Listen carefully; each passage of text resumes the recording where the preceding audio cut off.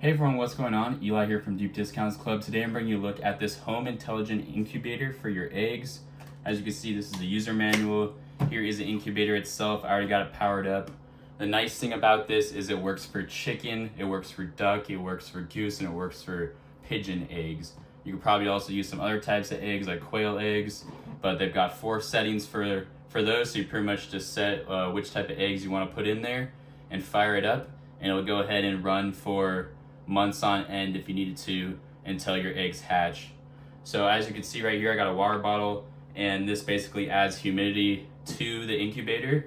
It gets the temperature, of course, just from being plugged in.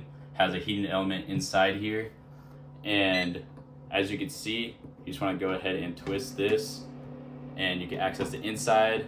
These little pegs are currently spinning that allows these eggs to rotate. So I'm gonna go ahead and place one of these in there like so, and then the other one like so. There you go, lock it in place. You just want to rotate that. Here you've got the panel, so it's pretty straightforward. You just want to hold down mode to switch between different modes on chicken.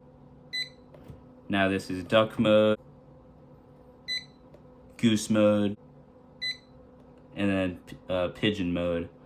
Then right here you got a light, so you can go ahead and turn that off and on. That light will allow you to see through more translucent kind of eggs and allow you to go ahead and see the progress of the eggs hatching and growing inside. Here you've got a little port, and the nice thing is if you don't have an outlet nearby, you can just plug this into an external battery. So you got the leads right there. And then it also comes with this little spray thing, probably to add some humidity to the inside. Also got some replacement components for the incubator. So once they wear out or it stops functioning, you can just go ahead and open up the back of the incubator and put those inside.